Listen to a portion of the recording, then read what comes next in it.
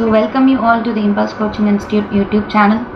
நம்ம current affairs April month first week and second week எல்லாரும் பார்த்திருப்பீங்க. ஸோ நம்ம இன்னைக்கு பார்க்க போகிறது ஏப்ரல் தேர்ட் வீக்கான இம்பார்ட்டன்ட் கரண்ட் அஃபேர்ஸ் தான் பார்க்க போகிறோம். ஸோ வாங்க நம்ம கிளாஸ்க்குள்ளே போகலாம்.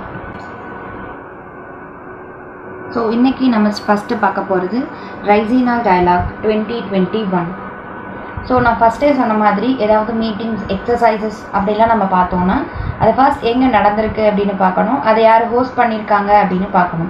ஸோ அதுதான் முக்கியம் இதில். ஸோ இந்த ரைசினா டயலாக்னால் என்ன அப்படின்னு முதல்ல ஃபர்ஸ்ட் தெரிஞ்சுருக்கணும், சரிங்களா?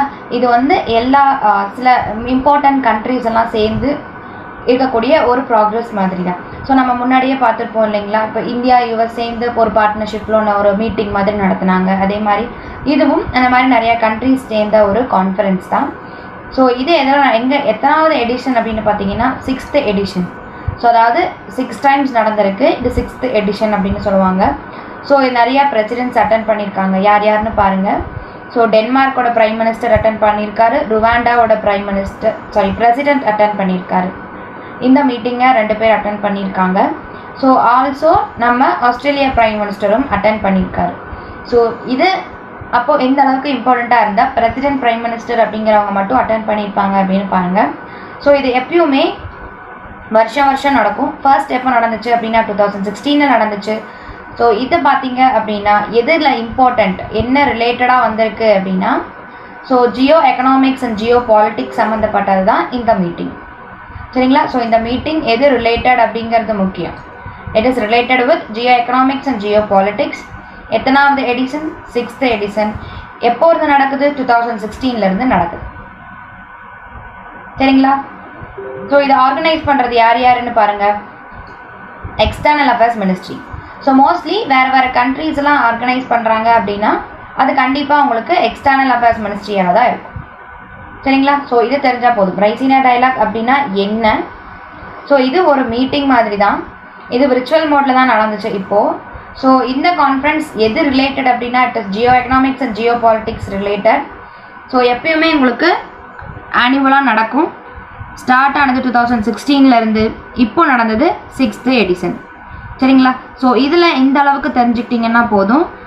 இதில் நீங்கள் வேறு எதுவும் தெரிஞ்சுக்க வேண்டியதில்லை, ஓகேங்களா? ஸோ இந்த இயர் யார் உங்களுக்கு அதை ஹோஸ்ட் பண்ணியிருக்காங்க அப்படின்னா நம்ம இந்தியா தான். இந்தியாஸ் ஃப்ளாக்ஷிப் அப்படின்னா இந்த டைம் ஹோஸ்ட் பண்ணது நம்ம இந்தியா தான். ஸோ அவங்க தான் ஃபர்ஸ்ட் சேர் பண்ணியிருப்பாங்க. மற்ற மினிஸ்டர்ஸ் எல்லாம் அதில் அட்டென்ட் பண்ணியிருப்பாங்க. அண்ட் நெக்ஸ்ட் நியூஸ் பாருங்கள், லிட்டில் குரு. ஸோ இதில் நீங்கள் பெருசாக என்ன தெரிஞ்சுக்கணும் அப்படின்னா அது ஒரு ஆப் அப்படிங்கிறத தெரிஞ்சுக்கணும் ஃபர்ஸ்ட். ஸோ அது சான்ஸ்கிரிட் லேர்னிங் ஆப், சரிங்களா? ஸோ இது ஒரு சான்ஸ்கிரிட் லேர்னிங் ஆப் லிட்டில் குரு அப்படிங்கிறது. இதை நீங்கள் எப்படி ஞாபகம் வச்சுக்கலாம் அப்படின்னா அந்த காலத்துலலாம் சமஸ்கிருதம் படிக்கிறதுக்கு பெரிய குருக்கள் கிட்ட தான் போவாங்க, ஆமாங்களே? இந்த வேதாலயங்கள் அப்படிங்கிற மாதிரி குருக்கள் கிட்ட தான் போவாங்க. ஸோ குரு அப்படின்னா வேதங்கள் கற்றுக்கிறது அப்படின்னு ஞாபகம் வச்சுக்கோங்க சமஸ்கிருதத்தில். ஸோ சான்ஸ்கிரிட் லேர்னிங் ஆப் தான் இந்த லிட்டில் குரு. ஸோ அது பங்களாதேஷில் லான்ச் பண்ணியிருக்காங்க, சரிங்களா? பங்களாதேஷில் இந்திரா காந்தி கல்ச்சுரல் சென்டர் அந்த இதில் உங்களுக்கு லான்ச் பண்ணியிருக்காங்க. ஸோ லான்ச் பண்ணது Indira Gandhi culture centre in Bangladesh, ஓகேங்களா? இதுதான் இந்தியாவோட ஃபர்ஸ்ட் கேமிஃபைடு சான்ஸ்கிரிட் லேர்னிங் அப்ளிகேஷன். அதாவது ஒரு ஆப் மூலமாக சான்ஸ்கிரிட் கற்றுக்கிறது அப்படிங்கிறது இதுதான் ஃபர்ஸ்ட் டைம். ஸோ இது லிட்டில் குரு. குருனா குருக்கள் அப்படின்னு ஞாபகம் வச்சுக்கோங்க, ஆர் பெரிய பெரிய குரு அப்படின்னு ஞாபகம் வச்சுக்கோங்க. அவங்ககிட்ட தான் நம்ம சமஸ்கிருதத்தை கற்றுப்போம். அடுத்து ஆஹார் கிராந்தி அப்படின்னா என்ன? ஆகாரம் அப்படின்னா என்னது? ஃபுட்டு. ஆகாரம்னு தானே சொல்லுவாங்க, ஃபுட் என்னன்னு சொல்லுவாங்க, ஆகாரம்னு சொல்லுவாங்களா? ஸோ இப்போ ஆகார் கிராந்தி. ஸோ இதுலேருந்தே நம்ம இதை ஃபுட் அப்படின்னு நம்ம ஞாபகம் வச்சுக்கலாம். It is somewhat related with food, சரிங்களா? So aims to spread the message of nutritionally balanced diet. So நம்ம டயட்டில் நிறைய நியூட்ரியன்ஸ் இருக்கணும் அப்படிங்கிற மெசேஜை எல்லா பக்கமும் ஸ்ப்ரெட் பண்ணும் அப்படிங்கிறது தான் இந்த மிஷனோட ஒரு மெயின் எய்மாகவே இருந்துச்சு. ஸோ ஃப்ரூட்ஸ் அண்ட் வெஜிடபிள்ஸ் எவ்வளோ இம்பார்ட்டண்ட் அப்படிங்கிறத இந்த மூலமாக சொல்கிறாங்க. ஸோ இதை லான்ச் பண்ணது யார்? ஸோ இந்த மாதிரி இது ஒரு போர்ட்டல். கிராந்தி அப்படின்னாலே போர்ட்டல்னு தான் அர்த்தம். ஸோ இந்த போர்ட்டலை லான்ச் பண்ணது யார் அப்படின்னா விக்ஞான பாரதி விபா அப்படின்னு, அதாவது அது விபான்னு சொல்லுவாங்க, Vigyan Bharati and global Indian scientist and technocrats forum. So இவங்க தான் இதை லான்ச் பண்ணியிருக்காங்க. ஸோ விபா அண்ட் ஜிஐஎஸ்டி தான் லான்ச் பண்ணியிருக்காங்க. மோட்டோ என்னது? Good diet good cognition. சரிங்களா? ஸோ இப்போ ஆகாரனாலே ஆகாரம் ஃபுட்டு ஞாபகம் வச்சுக்கோங்க. நம்ம டயட்டில் நியூட்ரியன்ஸ் ரொம்ப முக்கியம். ஃப்ரூட்ஸ் அண்ட் வெஜிடபிள்ஸோட இம்பார்ட்டன்ஸ் என்ன அப்படிங்கிற மெசேஜை ஸ்ப்ரெட் பண்ணும்.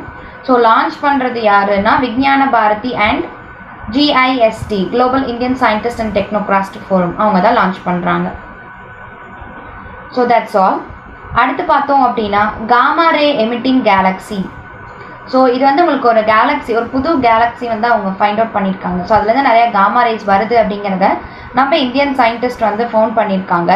ஸோ அது என்னன்னு சொல்கிறாங்க அப்படின்னா NLS-1 நேரோ லைன் சேஃப்ரெட் 1 கேலக்ஸி அப்படின்னு சொல்கிறாங்க. ஸோ அதோட நேம் மட்டும் நீங்கள் தெரிஞ்சுக்கோங்க போதும். ஸோ அந்த புது கேலக்ஸியோட பேர் என்னது? நேரோ லைன் சேஃபெட் 1. சரிங்களா? நேரோ லைன் சேஃபெட் 1ங்கிறதா அதோட நேமு. அது தெரிஞ்சுக்கிட்டனா போதும். ஸோ இது ஆக்டிவ் கேலக்டிக் நியூக்ளியை அப்படின்னு சொல்கிறாங்க. ஸோ இந்த கேலக்ஸி எதுக்கு கீழே கிளாஸிஃபை பண்ணுறாங்க? ஆக்டிவ் கேலக்டிக் நியூக்ளியை அப்படிங்கிறதுக்கு கீழே கிளாஸிஃபை பண்ணுறாங்க. ஸோ அவ்வளோதான், இது போதும். இந்த கேலக்ஸிலேருந்து உங்களுக்கு என்ன ரீசெண்டாக வந்திருக்கு? காமா ரேஸ் அதிகமாக எமிட் ஆகுது அப்படின்னு சொல்லியிருக்காங்க. ஓகேங்களா? ஸோ அந்த கேலக்ஸியோட நேம் மட்டும் என்னென்னு தெரிஞ்சால் போதும், NLS-1. ஸோ இம்பார்ட்டன்ட் பாயிண்ட் இதுதான். Rare and farthest gamma ray emitting galaxy, galaxy name NLS-1. So அடுத்து பார்த்தீங்க அப்படின்னா டூம்ஸ்டே கிளேஷியர். ஸோ இது பார்த்தீங்க அப்படின்னா இப்போ அந்த பனி ஆறுகள்னு சொல்லுவாங்க இல்லையா, அது நிறைய உருகிட்டு இருக்குன்னு சொல்கிறாங்க இல்லையா. ஸோ அந்த மாதிரி பார்க்கும்போது நிறைய கிளேஷியர்ஸ்க்கு நேம்ஸ் வச்சுருப்பாங்க. ஸோ அந்த மாதிரி ஒரு இதுதான் இந்த டூம்ஸ்டே கிளேஷியர் அப்படின்னு சொல்கிறது. இது எங்கே இருக்குன்னு கேட்பாங்க. It is in Antarctica. இதுதான் ரொம்ப முக்கியம். ஸோ அது எங்கே லொக்கேட் ஆயிருக்குன்னு கேட்பாங்க. அதனோட அதர் நேமும் கேட்பாங்க. அதர் நேம் த்வைட்ஸ் கிளேஷியர் அப்படின்னு சொல்லுவாங்க. ஸோ அந்த டூம்ஸ்டே கிளேஷியர் ஆர் த்வைட்ஸ் கிளேஷியர் அப்படிங்கிறது எங்கே இருக்குது அப்படின்னா அண்டார்டிகாவில் இருக்குது.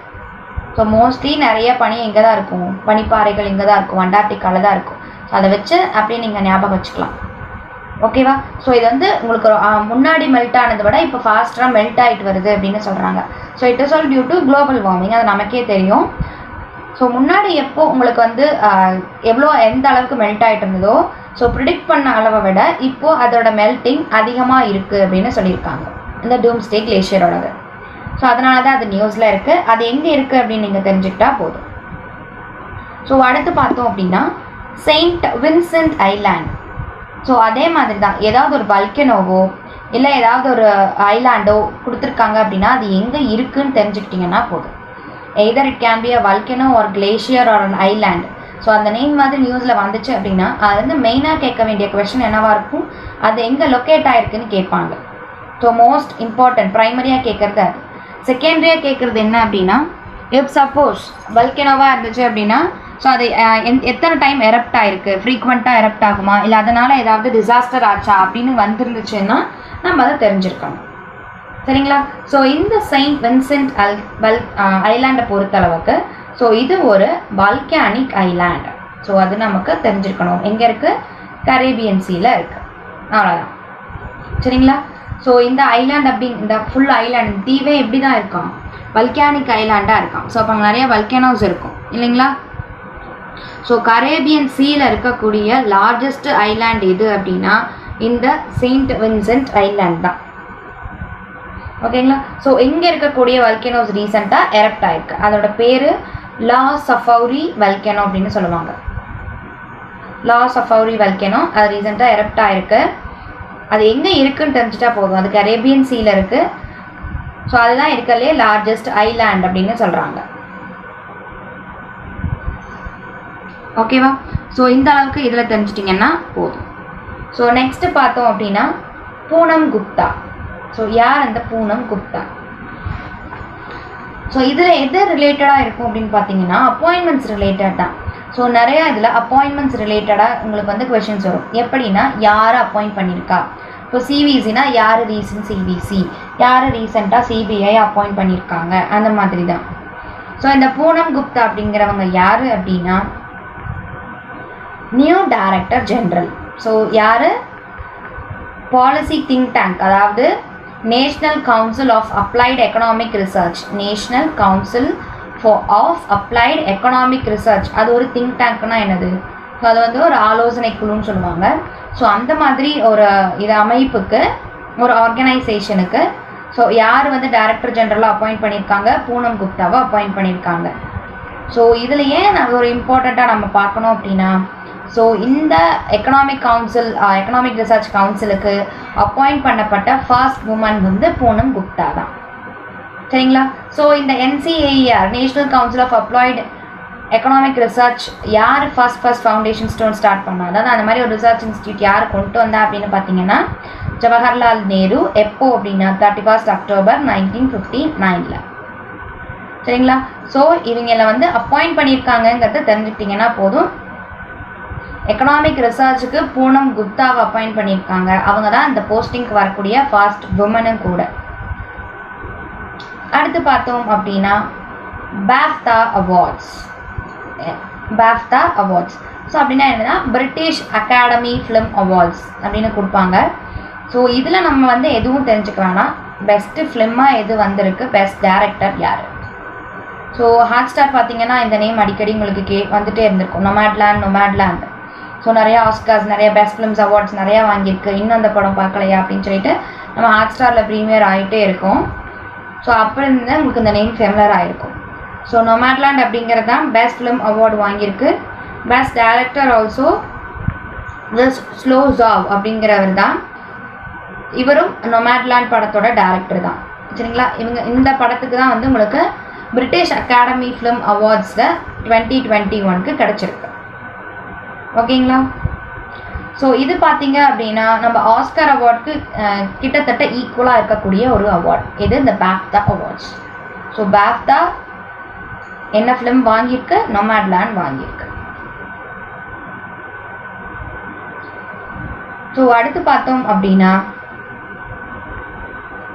வேக்சின்ஸ் எல்லாம் நம்ம என்ன நிறையா இருக்கும். ஸோ நீங்கள் வேக்சின்ஸ் வந்து இப்போ பார்க்கணுங்கிறது தேவையில்லை, ஏன்னா நிறையா வேக்சின்ஸ் வந்து அப்டேட் ஆகிட்டே இருக்குது. ஸோ எந்தெந்த வேக்சின் எந்தெந்த கண்ட்ரியில் வந்திருக்குங்கிறத மட்டும் தெரிஞ்சுக்கோங்க. ஸோ NGT அப்படின்னா என்னது? National green tribunal. ஸோ அதுக்கு ஒரு நியூ மெம்பர் அப்பாயிண்ட் பண்ணியிருக்காங்க. ஸோ அது யார் அப்படின்னு பார்த்தீங்கன்னா தமிழ்நாடுவோட ஃபார்மர் சீஃப் செக்ரட்டரியான கிரிஜா வைத்தியநாதன். ஓகேவா? ஸோ நம்ம NGTயோட எக்ஸ்பர்ட் மெம்பராக அவங்கள அப்பாயிண்ட் பண்ணியிருக்காங்க. Girija Vaidyanathan as expert member of the NGT. ஓகேங்களா? சதர்ன் ஜோன் சென்னையுடைய ஒரு நியூ எக்ஸ்பர்ட் மெம்பராக கிரிஜா வைத்தியநாதனை வந்து உங்களுக்கு அப்பாயிண்ட் பண்ணியிருக்காங்க. இது தெரிஞ்சுக்கிட்டிங்கன்னா போதும். So national green tribunal act அப்படிங்கிறது எப்போ வந்துச்சு அப்படின்னா 2010 தான் வந்து உங்களுக்கு NGT அப்படிங்கிற ஒரு இதே வந்துச்சு. ஓகேங்களா? ஸோ இது எதுக்காக அப்படின்னு வந்திருக்குன்னு பார்த்தீங்கன்னா க்ரீன் அப்படின்னா என்னது? பசுமை, அந்த மாதிரி environment related. So environmental issues நிறையா இருக்கிறது, அந்த கேசஸ்லாம் இருக்கும் இல்லைங்களா? ஸோ அதெல்லாம் சால்வ் பண்ணுறதுக்காக கொண்டு வந்தது தான் இந்த ட்ரிபியூனல். ஓகேவா? National green tribunal deals with the cases relating to the environmental issues. So அது ரிலேட்டடாக தான் உங்களுக்கு வரும். ஸோ இதெல்லாம் உங்களுக்கு தெரிஞ்சுக்கிட்டிங்கன்னா போதும். ஸோ இதுக்கு நிறைய ரீஜனல் பிரான்ச்சஸ் இருக்குது. என்னென்ன அப்படின்னு பார்த்தீங்கன்னா பூனே, போபால், சென்னை, கொல்கத்தா. ஓகேவா? 4 ரீஜனல் பிரான்ச்சஸ் இருக்குது. ஸோ பூனே இன் வெஸ்ட், சென்ட்ரலில் பார்த்தீங்கன்னா Bhopal, Chennai in south and Kolkata in the east. So அதோட பிரின்சிபல் பெஞ்ச், சரிங்களா, அதோட தலைமையகம் எங்கே இருக்குது? நியூ டெல்லியில் இருக்குது. ஓகேங்களா? ஸோ இந்த NGTயோடைய சேர்பர்சனாக யார் இருப்பாங்க அப்படின்னா சுப்ரீம் கோர்ட்டோட ரிட்டையர்ட் ஜட்ஜ். ஸோ இது கேட்கறதுக்கு உங்களுக்கு வாய்ப்பு இருக்கு. Who will be the chairperson of NGTன்னு கேட்கலாம். ஸோ நம்ம தான் எல்லா இதுக்கும் ஆர்வக்காலரில் பிரைம் மினிஸ்டர், பிரசிடென்ட்னு போட்டுருவோம் இல்லையா? ஸோ இங்கே கொஞ்சம் நம்ம யோசிக்கணும். இங்கே யார் இருப்பா? சுப்ரீம் கோர்ட்டோட ரிட்டையர்ட் ஜட்ஜ் தான் இருப்பார். ஓகேங்களா? ஸோ அது மட்டும் இல்லாமல் NGTயில் எல்லா NGT பெஞ்ச்லேயும், அதாவது அந்த விசாரிப்பாங்க இல்லையா, ஸோ அந்த குழுவில் கண்டிப்பாக ஒரு ஜுடிஷியல் மெம்பர், இன்னொரு எக்ஸ்பர்ட் மெம்பர் இருந்தே ஆகணும். ஏன்னா அந்த கேசஸை அவங்க எப்படி ஜுடிஷியல் ரீதியாக அவங்க அதை கொண்டு போவாங்க அப்படிங்கிற ஐடியா தெரியணுங்கிறதுக்காகவே ஜுடிஷியல் மெம்பர் கண்டிப்பாக ஒன்று இருக்கணும். அதை எப்படி சால்வ் பண்ணலாம் அப்படிங்கிற சொல்யூஷன் கொடுக்கறதுக்காக ஒரு எக்ஸ்பர்ட் மெம்பர் கண்டிப்பாக இருக்காங்க. ஓகேவா? ஸோ NGT 2010 தான் அந்த ஆக்ட் வந்துச்சு. ஸோ என்விரான்மெண்ட் ரிலேட்டட் இஷ்யூஸ் எல்லாம் சால்வ் பண்ணுறதுக்காகவே அந்த ட்ரிபியூனலை கொண்டு வராங்க. ஸோ இதோட பிரின்சிபல் பெஞ்ச் நியூ டெல்லியில் இருக்குது. அது மட்டும் இல்லாமல் 4 ரீஜனல் பெஞ்சஸ் இருக்குது. ஸோ இதோட சேர்பர்சன் யாராக இருப்பா? சுப்ரீம் கோர்ட் ரிட்டையர்ட் ஜட்ஜாக தான் இருப்பாங்க.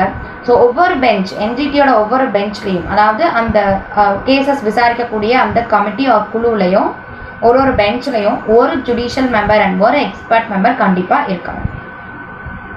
ஓகேங்களா? ஸோ அடுத்து நம்ம அடிக்கடி கேள்விப்படுற வேர்ட் கும்பமேளா 2021. ஸோ இது எங்கே நடந்ததுன்னு கேட்பாங்க. நிறைய இடத்துல நடக்கும். ஸோ இது எங்கே நடந்துச்சு அப்படின்னா ஹரித்வார், உத்தரகாண்டில் ஹரித்வாரில் நடந்துச்சு. ஹரித்வார் கும்பமேளான்னு தான் சொல்லுவாங்க. ஸோ கங்கா ரிவரில் நடக்குது. எங்கே? உங்களுக்கு ஹரித்வார் உத்தரகாண்டில் நடக்குது. ஸோ இதோட இது பார்த்தீங்க அப்படின்னா 12 years ஒன்ஸ் நடக்கும். சரிங்களா? ஸோ 12 years ஒன்ஸ் நடக்கும். இது மட்டும் தெரிஞ்சுக்கோங்க. கும்பமேளா அப்படிங்கிறது உங்களுக்கு எங்கே நடக்கும் அப்படிங்கிறத தெரிஞ்சுக்கணும். ஹரித்வார் உத்தரகாண்ட் அப்படிங்கிறத தெரிஞ்சுட்டா போதும். ஸோ அடுத்து பார்த்தீங்க அப்படின்னா ஏர் பபிள் அக்ரிமெண்ட்.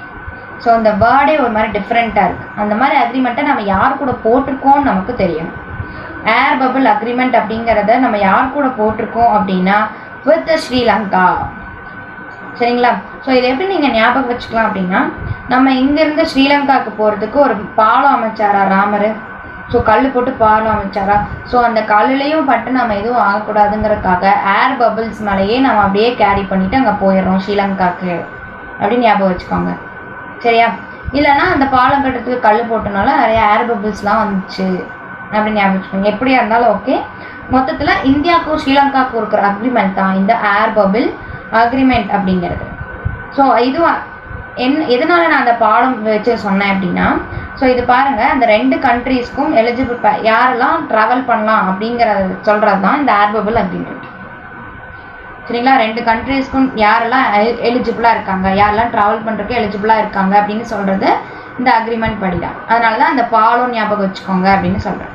பாலம் கட்டும்போது கல் போடுறாங்க, அப்போ நிறைய ஏர் பபிள்ஸ் வருது. எங்கே? இந்தியாவுக்கும் ஸ்ரீலங்காவுக்கும். ஸோ அடுத்து பார்த்தோம் அப்படின்னா global food policy report 2021. So நான் ஃபர்ஸ்ட் கிளாஸ்லேருந்து இதை தான் சொல்கிறேன். ஏதாவது ஒரு ரிப்போர்ட் அப்படின்னாலே ஃபர்ஸ்ட் அது யார் பப்ளிஷ் பண்ணுறா அப்படின்னு தெரிஞ்சிருக்கணும். ஸோ இது பார்த்தீங்க அப்படின்னா international food policy research institute. So international food policy research institute IFPRI. சரிங்களா? இவங்க தான் வந்து உங்களுக்கு இந்த குளோபல் ஃபுட் பாலிசி ரிப்போர்ட் அப்படிங்கிறத பப்ளிஷ் பண்ணுறாங்க. இந்த இயரோட தீம் என்ன அப்படின்னா COVID-19க்கு அப்புறம் நம்ம ஃபுட் சிஸ்டத்தையே டிரான்ஸ்ஃபார்ம் பண்ணணும் அப்படிங்கிறது தான். Transforming food system after COVID-19 அப்படிங்கிறது தான். ஏன் அப்படின்னு பார்த்தீங்கன்னா, ஸோ ஆஃப்ரிக்காவில் பார்த்தீங்கன்னா மோஸ்ட்லி எல்லாருமே எக்ஸ்ட்ரீம் பாவர்ட்டியில் தான் இருக்காங்க. ஸோ அதனால் நம்ம ஃபுட் சிஸ்டத்தையே நம்ம வந்து டிரான்ஸ்ஃபார்ம் பண்ணணும் அப்படிங்கிறது தான் இந்த வருஷத்தோட தீமாக வச்சுருக்காங்க. ஸோ குளோபல் ஃபுட் பாலிசி ரிப்போர்ட்டுங்கிறத யார் பப்ளிஷ் பண்ணுறா? International food policy research institute. So அடுத்து Ambedkar Jayanti April 14th. So அம்பேத்கருடைய 130th பர்த் ஆனிவர்சரியை செலிப்ரேட் பண்ணுறாங்க. April 14th அவருடைய பர்த்டே டேட்டை வச்சு 130th பர்த் ஆனிவர்சரி செலிப்ரேட் பண்ணியிருப்பாங்க. ஸோ அந்த டேவை என்னென்னு சொல்கிறாங்கன்னா ஈக்குவாலிட்டி டே அப்படின்னு சொல்கிறாங்க. ஏன்னா அவர் ஈக்குவாலிட்டிக்காக நிறைய போராடிப்பார். அதனால தான் அவரோட பர்த்டேயான April 14th என்னென்னு சொல்கிறாங்க ஈக்குவாலிட்டி டேயை அப்சர்வ் பண்ணுறாங்க. ஸோ இது எப்போ இருந்து உங்களுக்கு அப்சர்வ் பண்ணுறாங்க அப்படின்னு பார்த்தீங்கன்னா, அதாவது இந்த டே அம்பேத்கர் ஜெயந்தி அப்படிங்கிறத ஒரு பப்ளிக் ஹாலிடேவாக எப்போ இருந்து எடுத்திருக்காங்கன்னா சின்ஸ் 2015. ஓகேங்களா? ஸோ இவர் எங்கே பிறந்தாரு அதெல்லாம் நீங்கள் நிறைய இதில் படிச்சிருப்பீங்க. இவரை பற்றின சில இன்ஃபர்மேஷன்ஸ் என்னது, இவர் தான் first law and justice minister of independent India. First law and justice minister, law minister ஞாபகம் வச்சுக்கோங்க. சரிங்களா? ஃபஸ்ட்டு லா மினிஸ்டர் யார் ஆர் ஜஸ்டிஸ் மினிஸ்டர் யார் அப்படின்னா நம்ம அம்பேத்கர் தான். From 47 to 51 father of Indian constitution அப்படின்னு சொல்லுவாங்க. ஸோ இவருக்கு பாரத் ரத்னா 1990 வந்திருக்கு. அண்ட் 1990 அதாவது April 14th 1990 to April 14, 1991 year of social justice அப்படின்னு செலிப்ரேட் பண்ணுறாங்க. சரிங்களா? ஸோ யுனைடெட் நேஷன்ஸ் அம்பேத்கர் ஜெயந்தியை 2016, 17, 18 செலிப்ரேட் பண்ணியிருக்காங்க. ஓகேவா? ஸோ அது மட்டும் இல்லாமல் 2017 இருந்து மகாராஷ்டிரா வந்து இந்த April 14th நாலேஜ் டே அப்படின்னும் செலிப்ரேட் பண்ணுறாங்க. சரியா? ஸோ அம்பேத்கர் ஜெயந்தியிலேருந்து உங்களுக்கு என்னெல்லாம் தெரிஞ்சுக்கணும் அப்படின்னா அது எப்போ அப்படின்னு பார்க்கணும். அது April 14th. சரிங்களா? April 14th. April 14th Tamil புத்தாண்டு இல்லையா? ஸோ அப்போ தான் அம்பேத்கர் பிறந்தாருன்னு ஞாபகம் வச்சுக்கோங்க. So April 14th. ஸோ அதை ஈக்குவாலிட்டி டேன்னு செலிப்ரேட் பண்ணுறோம். 2017 மகாராஷ்டிரா என்ன சொல்கிறாங்க, அதுலேருந்து நாலேஜ் டே அப்படின்னா அதை செலிப்ரேட் பண்ணுறாங்க. ஓகேங்களா? ஸோ இதை வந்து 2015 இருந்து பப்ளிக் ஹாலிடேவாக எல்லாரும் அப்சர்வ் பண்ணுறாங்க. அண்ட் இவரோட இம்பார்ட்டன்ஸ் என்னென்ன அப்படின்னா இவர் தான் first law and justice minister from 47 to 51. இவருக்கு 1990 பாரத் ரத்னா கொடுத்துருப்பாங்க. அந்த இயர்லேருந்து அதுக்கு அடுத்த வருஷம் அந்த April 14th 1990 April 14, 1991 வரைக்கும் இருக்கிறத இயர் ஆஃப் சோஷியல் ஜஸ்டிஸ் அப்படின்னு உங்களுக்கு செலிப்ரேட் பண்ணுறாங்க. ஓகேங்களா? ஸோ அடுத்து பார்த்தீங்க அப்படின்னா ஜம்மு காஷ்மீரில் இருக்கக்கூடிய உதாம்பூர் அப்படிங்கிற அந்த பிளேஸ் தான் வந்து பிரதான் மந்திரி கிராம் சடக் யோஜனாவை சக்ஸஸ்ஃபுல்லாக இம்ப்ளிமெண்ட் பண்ணதில் நேஷ்னல் லெவலில் டாப்பில் இருக்காங்க. ஸோ பிரதான் மந்திரி கிராம் சடக் யோஜனா அப்படின்னா என்னது? ரோடு போடுறது, ரோட் கனெக்டிவிட்டி கொடுக்கறது. ஸோ எல்லா வில்லேஜஸ்க்குமே ரோட் கனெக்டிவிட்டி கொடுக்கறது தான் இந்த பிரதான் மந்திரி கிராம் சடக் யோஜனா அப்படிங்கிறது. ஸோ இதை சக்ஸஸ்ஃபுல்லாக இம்ப்ளிமெண்ட் பண்ணி டாப்பில் இருக்கிறது யார்? ஜம்மு காஷ்மீரில் உதாம்பூர். சரிங்களா? இது எப்படி நீங்கள் ஞாபகம் வச்சுக்கலாம்னா மோஸ்ட்லி ஜம்மு காஷ்மீரில் ரோட் ரைட் போகிறதுக்கு எல்லாருமே ஆசைப்படுறாங்க ஹில்லி ஏரியாஸில். ஸோ அதனால் எல்லா சைடும் ரோடு போட்டுனா தானே எல்லாருனாலையும் போக முடியும். அதனால தான் ஜம்மு காஷ்மீரில் உதாம்பூருங்கிற இடம் தான் சக்ஸஸ்ஃபுல்லாக உங்களுக்கு இம்ப்ளிமெண்ட் பண்ணியிருக்காங்க இதை ரோட் கனெக்டிவிட்டியை. ஓகேவா? ஸோ அடுத்து போஷான் கியான் அப்படின்னா என்னது அப்படின்னா போஷான் அதே மாதிரி ஆகார் அப்படின்னாலே அது எல்லாமே food related, health related. Poshan அப்படின்னா உங்களுடைய ஹெல்த் அண்ட் நியூட்ரிஷன் ரிலேட்டட் தான். ஸோ இது ஒரு நேஷ்னல் டிஜிட்டல் ரெப்பாசிட்டரி. சரிங்களா? நேஷ்னல் டிஜிட்டல் ரெப்பாசிட்டரி எதில் மெயினான எதை உங்களுக்கு வந்து பேஸ் பண்ணி வச்சுருப்பாங்க? ஹெல்த் அண்ட் நியூட்ரிஷனை பேஸ் பண்ணி தான் வச்சுருப்பாங்க. ஸோ இதை லான்ச் பண்ணது யார் அப்படின்னு பார்த்தீங்கன்னா நித்தி ஆயோக். சரிங்களா? நித்தி ஆயோக் தான் இதை வந்து லான்ச் பண்ணியிருப்பாங்க. யார் கூட அப்படின்னா அந்த இது நீங்கள் தெரிஞ்சுக்கணும், பட் சும்மா பார்த்து வச்சுக்கோங்க. Bill and Melinda Gates foundation and centre for social and behaviour change Ashoka university NITI Aayog பண்ணியிருக்காங்க அப்படிங்கிறத மட்டும் ஞாபகம் வச்சுக்கோங்க. ஸோ ரெப்பாசிட்டரி அப்படின்னா எனக்கு டேட்டாஸ் எல்லாம் கலெக்ட் பண்ணி வச்சுருக்கிறது தான் ரெப்பாசிட்டரி அப்படின்னு சொல்லுவோம். ஒரு ரிசர்வாயர் மாதிரி, டெபாசிட் ஆர் ரிசர்வாயர்ஸ் அந்த மாதிரி எல்லாத்தையும் இன்ஃபர்மேஷன் கலெக்ட் பண்ணி வச்சுருக்காங்க. எது ரிலேட்டட்? ஹெல்த் அண்ட் நியூட்ரிஷன் ரிலேட்டடான இன்ஃபர்மேஷன்ஸ் எல்லாத்தையும் கலெக்ட் பண்ணி வச்சுருக்கிறது தான் இந்த போஷான் கியான். அதை லான்ச் பண்ணது யார்? நித்தி ஆயோக். ஸோ அடுத்து WHO ஜூனோசிஸ்க்கு சில கைட்லைன்ஸ் கொடுத்துருக்காங்க. ஸோ ஜூனோசிஸ் அப்படின்னா என்னது? So the disease transferred by the animals இல்லைங்களா? அனிமல்ஸ் ஹியூமன்ஸுக்கு ஆர் நான் அனிமல்ஸுக்கு உங்களுக்கு அந்த டிசீஸஸை ட்ரான்ஸ்மிட் பண்ணுற அந்த மோடை தான் என்னென்னு சொல்லுவோம்? ஜூனோசிஸ் அப்படின்னு சொல்லுவோம். ஸோ அவங்க இந்த அதர் ரிலேட்டடாக WHO சில கைட்லைன்ஸ் கொடுத்துருக்காங்க. ஸோ எதுக்காக இது வந்துச்சு அப்படின்னா ஸோ இந்த கொரோனா ஸ்டார்டிங்கே நம்மளுக்கு எதனால தான் வந்துச்சு? சைனாவில் இருக்கக்கூடிய ஒரு fish market or some market மூலமாக வந்துச்சு அப்படின்னு தானே ஆரம்பிக்கிறாங்க. அனிமல்ஸ்லேருந்து வந்துச்சுன்னு தானே ஸ்டார்ட் பண்ணாங்க. ஸோ அதனால தான் இதை வந்து உங்களுக்கு கொடுத்துருக்காங்க. ஸோ இது என்ன சொல்லியிருப்பாங்க அப்படின்னா ஜூனோசிஸ் அப்படிங்கிறது என்ன அப்படின்னா so it is an infectious disease. உங்களுக்கு எங்கேருந்து எங்கே வரும்? நான் ஹியூமன் அனிமல்ஸ்லேருந்து ஹியூமன்ஸ்க்கு வரும். ஸோ இது வைரஸாக இருக்கலாம், பாக்டீரியாவாக இருக்கலாம், ஆர் பேராசைட்டாக இருக்கலாம். ஓகேவா? ஸோ இது டைரக்ட் கான்டாக்ட் மூலமும் வரலாம், or water, food and environment மூலமாகவும் உங்களுக்கு ஸ்ப்ரெட் ஆகலாம். ஸோ அடுத்து பார்த்தீங்க அப்படின்னா FSRU floating storage and regasification unit. Floating storage and regasification unit. So இது எங்கே அப்படின்னு பார்த்தீங்கன்னா மகாராஷ்டிராவில் ரத்னகிரி டிஸ்ட்ரிக்டில் இதை வந்து உங்களுக்கு இன்ஸ்டால் பண்ண போகிறாங்க. இந்தியாவுடைய first floating storage and regasification unit தான். சரிங்களா? கேஸ் ஸ்டோர் பண்ணி வச்சுருக்கிற ஒரு யூனிட் மாதிரி தான். ஸோ இது எங்கே இன்ஸ்டால் பண்ண போகிறாங்க? மகாராஷ்டிராவில் ரத்னகிரி அப்படிங்கிற டிஸ்ட்ரிக்டில். ஓகேங்களா? ஸோ அடுத்து பார்த்தோம் அப்படின்னா, ஸோ இது ரொம்ப முக்கியம். இது வரைக்கும் கிளைமேட் சேஞ்சுக்காக எந்த ஒரு பில்லுமே வந்து உங்களுக்கு இன்ட்ரடியூஸ் பண்ணது கிடையாது. வேர்ல்டுலேயே கிளைமேட் சேஞ்ச் ஃபினான்ஷியல் ஃபிலிம்ஸ் இந்த இப்போ வந்து நிறையா குளோபல் வார்மிங் அதெல்லாம் நடக்குது இல்லையா? ஸோ அதுக்கும் இந்த ஃபினான்ஷியல் ஃபிலிம்ஸ் ரிலேட்டடாகவும் எந்த ஒரு நார்ம்ஸுமே எந்த ஒரு பில்லுமே யாருமே இன்ட்ரடியூஸ் பண்ணது கிடையாது. பட் வேர்ல்டுலேயே இதுக்காக ஒரு பில் இன்ட்ரடியூஸ் பண்ணது யார் அப்படின்னா நியூசிலாந்து. அதனால தான் இது வந்து உங்களுக்கு இம்பார்ட்டண்ட் நியூஸ். சரிங்களா? ஃபினான்ஷியல் ஃபிலிம்ஸுக்கான பில்ஸ்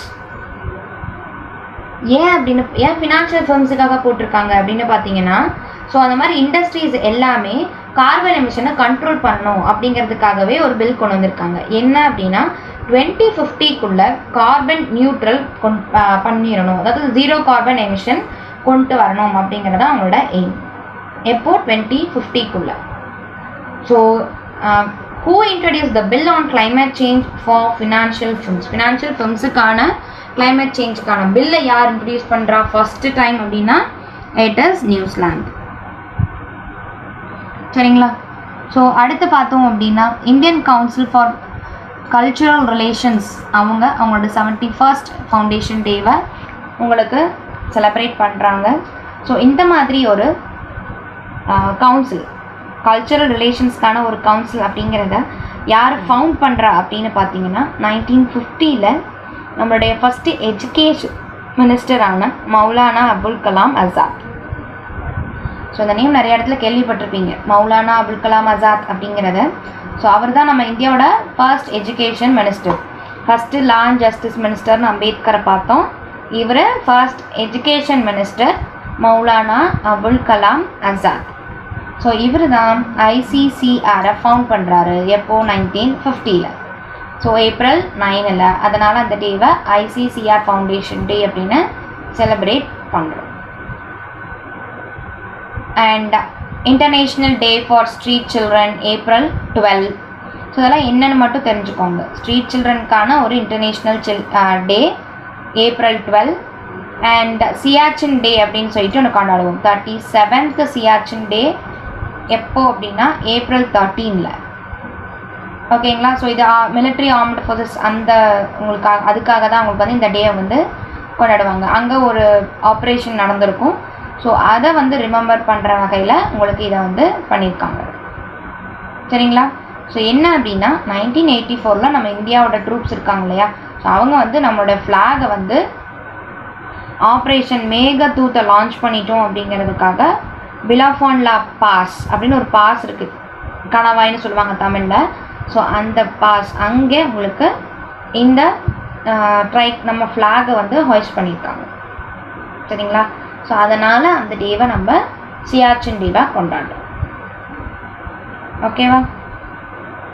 சியாச்சின் கிளேஷியர்னு சொல்லுவாங்க இல்லையா? கிளேஷியரில் அந்த கிளேஷியரில் தான் நிறையா உங்களுக்கு ரிவர்ஸ் ஆரிஜினேட் ஆகும்.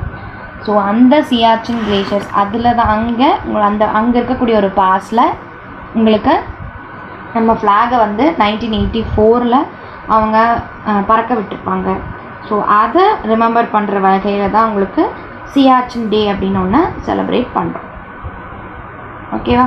சியாச்சின் தான் வேர்ல்டுலேயே ஹையஸ்ட் பேட்டில் ஃபீல்டு அப்படின்னு சொல்லுவோம். அதாவது பேட்டில் ஃபீல்ட்னா சண்டை போடக்கூடிய இடம் தானே. ஸோ இருக்கிறதுலே ரொம்ப உயரமான பேட்டில் ஃபீல்டு எது அப்படின்னா போர்க்களம், அந்த மாதிரி எதுன்னா சியாச்சின் தான். சரிங்களா? ஸோ அடுத்து இன்டர்நேஷ்னல் டர்பன் டே அப்படின்னு ஒன்று இருக்கும். அது ஏப்ரல் 13 கொண்டாடுவாங்க. ஸ்ட்ரீட் சைல்டு 12, அதுக்கு அடுத்த நாளே டர்பன் டே. ஓகேங்களா? ஸோ இது எந்த இதனால் உங்களுக்கு இந்த டர்பன் டே அப்படின்னு கொண்டாடுவாங்கன்னு பார்த்தீங்கன்னா, ஸோ இந்த டர்பன் டே வந்து நம்ம குருநானக் தேவ் இருக்கார் இல்லையா, அவருடைய 552nd பர்த் ஆனிவர்சரியை ரிமெம்பர் பண்ணும். ஓகேவா? சீக்ஸுக்கான ஒரு இம்பார்ட்டன்ட் டே அது. அந்த டேஸ்லாம் வந்தால் நீங்கள் அது எப்போன்னு மட்டும் பார்த்துக்கோங்க போதும். ஸோ அடுத்து ரஷீத் அப்படிங்கிற ஒரு ரோவரை மூணுக்கு 2024 UAE அனுப்ப போகிறாங்க. யுனைடெட் அரப் எமிரேட்ஸ் ரஷீத் அப்படிங்கிற ஒரு ரோவரை மூணுக்கு அனுப்ப போகிறாங்க. எப்போ? 2024. ஸோ அது தெரிஞ்சிருக்கணும். அண்ட் முக்கியமான ஒன்று, inclusive internet index 2021. Inclusive internet index. So இது யார் லான்ச் பண்ணியிருப்பாங்க, ரிலீஸ் பண்ணியிருப்பாங்க அப்படின்னா எக்கனாமிஸ்ட் இன்டெலிஜென்ஸ் யூனிட் வித் ஃபேஸ்புக்கும் இந்த எக்கனாமிஸ்ட் இன்டெலிஜென்ஸ் யூனிட்டும் சேர்ந்து தான் இன்க்ளூசிவ் இன்டர்நெட் இண்டெக்ஸ் அப்படிங்கிறத ரிலீஸ் பண்ணுவாங்க. ஸோ அதில் இந்தியாவோட ரேங்க் குளோபல் வைஸ் பார்த்தோன்னா 49th. ஸோ இந்தியாவும் தாய்லாந்தும் 49th ரேங்க்கில் இருப்பாங்க. ஓகேங்களா? ஸோ ரேங்க் மட்டும் தெரிஞ்சால் போதும். இன்க்ளூசிவ் இன்டர்நெட் இண்டெக்ஸ் IIIல நம்ம இந்தியாவோட ரேங்க்கு 49. அதில் டாப் கண்ட்ரிஸ் யாருன்னா ஸ்வீடன். அது தெரிஞ்சுக்கிட்டிங்கன்னா போதும். ஸோ இன்டர்நெட் இண்டெக்ஸில் டாப்பில் இருக்கிறது யார்? ஸ்வீடன் தான். நம்ம 49th ரேங்க்கில் இருக்கோம். இதில் இது தெரிஞ்சுக்கிட்டிங்கன்னா போதும். ஸோ அடுத்து பார்த்தோம் அப்படின்னா ஃபேஸ்புக்கோடைய ஃபஸ்ட்டு ரெனியூவபிள் ப்ராஜெக்ட், இந்தியாவில் அவங்களுடைய ஃபஸ்ட்டு ரெனியூவபிள் ப்ராஜெக்ட் அப்படின்னு ஒன்று கொண்டு வர போகிறாங்க. சரிங்களா? ஸோ அது என்ன அப்படின்னா க்ளீன் மேக்ஸ் அப்படிங்கிற ஒரு இண்டஸ்ட்ரியில் இருந்து ரெனியூவபிள் எனர்ஜியை வந்து ஃபேஸ்புக் வந்து வாங்குறதா வந்து ஒரு டீல் சைன் பண்ணியிருக்காங்க. சரிங்களா? ரெனியூவபிள் எனர்ஜியை க்ளீன் மேக்ஸ் அப்படிங்கிற ஒரு ஃபேம்லேருந்து பை பண்ணிக்கிறதா அவங்க ஒரு அக்ரிமெண்ட் சைன் பண்ணியிருக்காங்க. ஸோ இதுதான் ஃபேஸ்புக்கோடைய முதல் ரெனியூவபிள் ப்ராஜெக்ட் இந்தியா ஃபேஸ்புக்கோட ஃபர்ஸ்ட் ரெனியூவபிள் ப்ராஜெக்ட்னா இதுதான். யார்கிட்ட? க்ளீன் மேக்ஸ் கிட்ட வாங்கினதா. ஸோ இது எங்கே இருக்குது அப்படின்னு பார்த்தீங்கன்னா கர்நாடகாவில் இருக்குது. ஸோ அடுத்ததெல்லாம் டேஸ். வேர்ல்டு சஹாஸ் disease day April 14th. World creativity and innovation day April 15th. World art day April 15th. So இந்த மாதிரி டேஸ்லாம் எப்போன்னு மட்டும் எழுதி வச்சுக்கோங்க. ஸோ எல்லா டேஸும் நம்ம மெமரி பண்ணணுங்கிற அவசியம் இல்லை. அதனால தான் அதை வெறும் டேஸ் மட்டும் சொல்கிறேன்.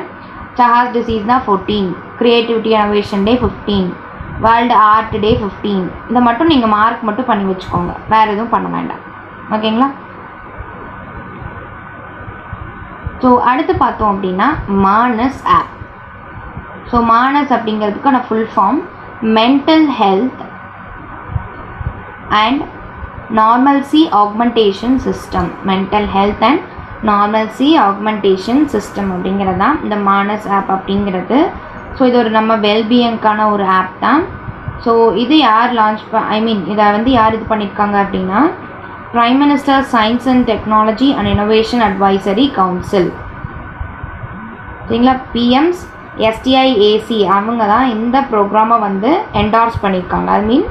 அதை முன்னணின்னு நடத்தியிருக்காங்க. Prime minister's science technology and innovation advisory council தான் வந்து இதை என்டார்ஸ் பண்ணியிருக்காங்க. மானஸ் ஆப் அப்படிங்கிறது. சரிங்களா? அது ஒரு வெல்பீயிங் ஆப், ஹெல்த் ஆப் தான், வேறு எதுவும் இல்லை. அது ஒரு ஹெல்த் ஆப். இது ஒரு நேஷ்னல் ப்ரோக்ராமாக அதை வந்து அறிவிச்சிருக்காங்க. யாருன்னா சயின்ஸ் அண்ட் டெக்னாலஜி கவுன்சில் தான். ஓகேவா? ஸோ ஒரு முக்கியமான நியூஸ், 3000 year old சிட்டி, 3000 வருஷம் பழமையான ஒரு சிட்டியை எகிப்தில் கண்டுபிடிச்சிருக்காங்க. சரிங்களா? எகிப்தில் வந்து உங்களுக்கு கண்டுபிடிச்சிருக்காங்க.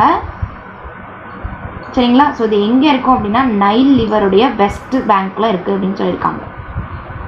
ரிவர் நைல் இருக்கு இல்லையா, அதனோட வெஸ்ட்டில் வந்து இந்த சிட்டியை வந்து கண்டுபிடிச்சிருக்காங்கன்னு சொல்கிறாங்க. ஸோ இதனோட நேம் என்ன அப்படின்னு மட்டும் நீங்கள் தெரிஞ்சுக்கணும். அந்த சிட்டியோட நேம் என்னென்னு வச்சுருக்காங்க? ஏத்தன் அப்படின்னு வச்சுருக்காங்க. சரிங்களா? ஏன்னா அது அவங்க கடவுளான ஏட்டான் அப்படிங்கிற கடவுளை அவர் சம்மந்தப்பட்டது இருக்கிறனால அந்த சிட்டிக்கு அந்த சிட்டியோட நேம் ஏத்தன் அப்படிங்கிறது இருந்திருக்கு. ஓகேங்களா? ஸோ இதை ஒரு லாஸ்ட் கோல்டன் சிட்டி அப்படின்னு சொல்லுவாங்க. ஓகே, லாஸ்ட் சிட்டி அப்படின்னு சொல்லுவாங்க. ஸோ லக்ஸார் ரீஜியனில் கண்டுபிடிச்சிருக்காங்க. அது எங்கே இருக்குது? ரிவர் நைலுடைய வெஸ்ட் பேங்க்கில் இருக்குது. அவ்வளோதான். ஸோ 3000 வருஷம் பழமையான சிட்டி எங்கே கண்டுபிடிச்சிருக்காங்க? இன் எகிப்த், லக்ஸார் ரீஜியன், நைல் ரிவருடைய வெஸ்ட் பேங்க்கில் கண்டுபிடிச்சிருக்காங்க. அண்ட் இதை ஃபஸ்ட்டு என்னென்னு சொல்லுவாங்கன்னா ஏத்தன் அப்படின்னு சொல்லுவாங்க. ஏன்னா அவங்களோட கடவுள் கனெக்ட் ஆகிருக்கறனால, காட் ஏத்தன் கூட கனெக்ட் ஆகிருக்கறனால அதை ஏத்தன் அப்படின்னு சொல்லுவாங்க. ஸோ அடுத்து பார்த்தீங்க அப்படின்னா ஆர்டிமிஸ் ப்ரோக்ராம். ஸோ இந்த ஆர்டிமிஸ் அப்படிங்கிறது என்ன அப்படின்னா, ஸோ நம்ம மூணுக்கு நிறைய இதெல்லாம் நம்ம அனுப்புகிறோம் இல்லையா, ஸ்பேஸ் கிராஃப்ட்ஸ் மிஷன்ஸ் எல்லாமே மூணுக்கு அனுப்புகிறோம் இல்லையா, அது ரிலேட்டட் தான் இந்த ஆர்டிமிஸ் ப்ரோக்ராமு. சரிங்களா? ஸோ அது என்ன அப்படின்னா, national aeronautics and space administration program. NASA இருக்காங்களே, national aeronautics and space administration program. So அவங்க மூணில் ஒரு பர்சனை அனுப்ப போகிறாங்க. ஆர்டெமிஸ் ப்ரோக்ராம் வந்து என்ன அப்படின்னா, மூணில் ஒரு பர்சனை லேண்ட் பண்ணணும் அப்படிங்கிறதான் அதனுடைய எய்மு. ஸோ அந்த ப்ரோக்ராம்காக மூணில் ஒரு முதல் மனிதனை வந்து அவங்க தரையிறக்க போகிறாங்க. ஓகேவா? ஸோ இதில் நீங்கள் பார்க்க வேண்டியது என்னது, நீல் ஆம்ஸ்ட்ராங் அவர் தான் ஃபர்ஸ்ட் மூணில் லேண்ட் ஆகிருப்பார். ஸோ நீல் ஆம்ஸ்ட்ராங் எந்த நாட்டை சேர்ந்தவர் அப்படிங்கிறது உங்களுக்குலாம் தெரிஞ்சிருக்கும். தெரியாதவங்க அதையும் பார்த்துக்கோங்க.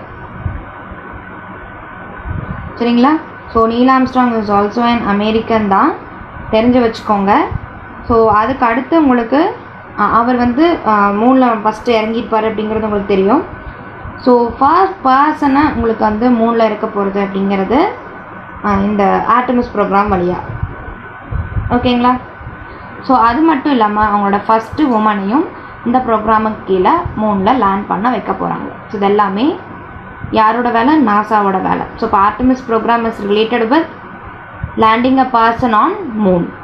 First person of colour and first woman ரெண்டு பேர்த்தையுமே மூணில் லேண்ட் பண்ண வைக்கிறதா அவங்களோட aim. And transgender welfare day அப்படிங்கிறத April 15 செலிப்ரேட் பண்ணுறாங்க. பட் இந்த மாதிரி டிரான்ஸ்ஜெண்டருக்குன்னு ஒரு டேயை இந்தியாவிலேயே கொடுத்த முதல் ஸ்டேட் எது அப்படின்னா நம்ம தமிழ்நாடு தான். அவங்களுக்குன்னு தனியாக ஒரு வெல்ஃபேர் போர்டு, டிரான்ஸ்ஜெண்டர் பர்சன்ஸ்க்குன்னு தனியாக ஒரு வெல்ஃபேர் போர்டு. ஸோ அது மட்டும் இல்லாமல் அவங்களோட நேம்ஸ் சேஞ்ச் பண்ணியிருப்பாங்க. சரிங்களா? திருநங்கை அப்படின்னா அவங்களோட நேமை மாற்றிருப்பாங்க. இது எப்போ அப்படின்னா 2006 கருணாநிதி அவர் பீரியடில். நம்ம சிஎம் கருணாநிதி இருந்தார் இல்லையா, அவரோட பீரியட் 2006 தான் அவங்களோட நேமை திருநங்கை அப்படின்னு மாற்றிருப்பாங்க. அவங்களுக்குன்னு தனியாக ஒரு வெல்ஃபேர் போர்டு செட்டப் பண்ணியிருப்பாங்க. ஸோ அந்த மாதிரி அது மட்டும் இல்லாமல் அவங்கள தேர்டு ஜெண்டராக ரெகக்னைஸும் அவங்களுக்கு கொடுத்துருப்பாங்க. சரிங்களா? டிரான்ஸ்ஜெண்டர் கம்யூனிட்டியை தேர்ட் ஜெண்டராக ஒரு ரெகக்னிஷனும் கொடுத்துருப்பாங்க. ஸோ அந்த திருநங்கைங்கிற வேர்டை மூன்றாம் பாலினத்தவர் அப்படிங்கிற நேமாக மாற்றிருப்பாங்க 2019. ஸோ ஒரு இது கட்சி வந்தோடனே அப்படி தானே மாற்றிட்டு வருவாங்க. 6ல் திருநங்கைன்னு மாற்றினாங்க. 2019 அவங்கள மூன்றாம் பாலினத்தவர் அப்படிங்கிற நேமை மாற்றிருக்காங்க. ஸோ அவங்கெல்லாம் தேர்ட் ஜெண்டர் அப்படிங்கிற ரெகக்னிஷன் அவங்களுக்கு கொடுத்துருக்காங்க. சரிங்களா? ஸோ நம்ம தமிழ்நாடு உண்மையிலுமே கிரேட் தான். ஸோ அவங்களுக்கும் ரெக்கக்னைஸ் பண்ணணும், அவங்களுக்கும் ஒரு ரெகக்னிஷன் கிடைக்கணும் அப்படிங்கிறதுக்காக நிறைய ஸ்டெப்ஸ் எடுத்துகிட்டு வராங்க. ஸோ அடுத்து ஹிமாச்சல் டே, அது April 15. So April 15, 1948 Himachal Pradesh வந்து உங்களுக்கு ஃபார்ம் ஆகிருக்கும். அதனால் அந்த டேவையே உங்களுக்கு ஹிமாச்சல் டே அப்படிங்கிறதா செலிப்ரேட் பண்ணிட்டு வர்றாங்க. ஸோ அப்போ வந்து உங்களுக்கு அது ஒரு யூனியன் டெரிட்டரியாக இருந்திருக்கும். ஸோ அப்புறம் அது ஒரு ஸ்டேட்டோட உங்களுக்கு Jan 25 தான் கிடச்சிடும். ஓகேங்களா? ஸோ அது ப்ராவின்ஸாக ஃபார்ம் ஆன டேட்டையே உங்களுக்கு ஹிமாச்சல் டேவாக கொண்டாட ஆரம்பிச்சிட்டாங்க. ஸோ அடுத்து வேர்ல்டு வாய்ஸ் டே April 16. ஸோ இதெல்லாம் என்னென்னு மட்டும் தெரிஞ்சுக்கோங்க. இந்த டேஸ் எல்லாம் உங்களுக்கு எழுதி அந்த டேட்ஸ் மட்டும் சைட் எழுதிக்கோங்க. ஸோ அடுத்த நியூஸ் பார்த்தோம் அப்படின்னா, Tamil Nadu sets record in job guarantee scheme. But இது எந்த அளவுக்கு உண்மைங்கிறது எனக்கு தெரியல. Sorry, disclaimer also. ஸோ அதாவது அதிக அளவிலான போஸ்டிங்ஸ் போட்டு கொடுக்கறது, ஜெனரேஷனுக்கு அதிக அளவிலான வேலைவாய்ப்பு உருவாக்கி தரதில் தமிழ்நாடு ஒரு ரெக்கார்ட் செட் பண்ணியிருக்காங்கன்னு சொல்கிறாங்க. ஸோ அதில் எங்கே உங்களுக்கு அதிகமாக இருக்கும், எங்கே அதிகமாக உங்களுக்கு வந்து வேலைவாய்ப்பு வழங்கியிருக்காங்க அப்படின்னு பார்த்தீங்கன்னா, ஒரு முக்கியமான டிஸ்ட்ரிக்ட் சேலம். ஸோ அது முக்கியமான டிஸ்ட்ரிக்ட் தான். ஸோ அதுக்கு மேலே நான் சொல்ல விரும்பலை. ஸோ அது மட்டும் இல்லாமல் பார்த்தீங்கன்னா, காஞ்சிபுரம் டிஸ்ட்ரிக்ட் இருக்கு இல்லையா, அதனோட பர்ஃபார்மன்ஸ் வந்து ரொம்பவே இம்ப்ரெசிவாக இருக்குது அப்படின்னு சொல்லியிருக்காங்க. சரிங்களா? எதில் அப்படின்னா, நேச்சுரல் ரிசோர்ஸ் மேனேஜ்மெண்ட் பண்ணுறதுல, வாட்டர் கன்சர்வேஷன், பிளான்டேஷன், இது எல்லாத்துலேயுமே காஞ்சிபுரமோட பர்ஃபார்மன்ஸும் நல்லா இம்ப்ரெசிவாக இருக்குது அப்படின்னு சொல்லியிருக்காங்க. ஜாப் கேரண்டி ஸ்கீமில் அதிக அளவு டார்கெட் அச்சீவ் பண்ணது அதில் one of the district Salem அப்படின்னு சொல்லியிருக்காங்க. ஓகேங்களா? ஸோ அடுத்த ஒன்று பார்த்தீங்கன்னா நித்தி ஆயோக் ரீசெண்டாக India energy dashboard version 2.0 launch பண்ணியிருக்காங்க. இந்தியா எனர்ஜி டேஷ்போர்ட் வெர்ஷன், சரிங்களா? ஸோ இது எல்லாமே எனர்ஜி ரிலேட்டட் தான். ஸோ அதோட வெர்ஷன் 1 வந்து 2017 லான்ச் பண்ணியிருப்பாங்க, சரிங்களா? 2017 லான்ச் பண்ணியிருப்பாங்க. இப்போது நம்ம 2021 உங்களுக்கு அதோட வெர்ஷன் 2.0 லான்ச் பண்ணியிருக்காங்க. அவ்வளோதான். ஸோ இதில் வந்து உங்களுக்கு எந்தெந்த ஸ்கீம்ஸோட டேட்டாஸ் எல்லாமே ப்ரொவைட் பண்ணுவோன்னா சௌபாக்கியா, பிராப்தி, உஜாலா அண்ட் வித்யுத் பிரபா அந்த மாதிரி எல்லா ஸ்கீம்ஸோட இன்ஃபர்மேஷன்ஸ் டேட்டாவும் இந்த இதில் வந்து உங்களுக்கு கிடைக்கும், சரிங்களா? எனர்ஜி ரிலேட்டடுங்க, இந்த ரெனியூவபிள் நான் ரெனியூவபிள் எனர்ஜிஸ்லாம் இருக்கு இல்லையா? ஸோ அது ரிலேட்டடான ஒரு டேஷ்போர்டு தான் இது, போர்ட்டல் மாதிரி தான், வேறு ஒன்றும் இல்லை. வேர்ல்டு டேஸ் சேம் அதே தான். வேர்ல்டு ஹீமோஃபிலியா டே, வேர்ல்டு ஹெரிட்டேஜ் டே. ஹீமோஃபிலியா டே அப்படிங்கிறது 17. அவங்களோட தீம் என்ன அப்படின்னு பார்த்துக்கோங்க. ஸோ அவங்களோட தீம் பார்த்தீங்க அப்படின்னா adapting to change, sustaining care in a new world. World heritage day April 18th. ஓகேங்களா?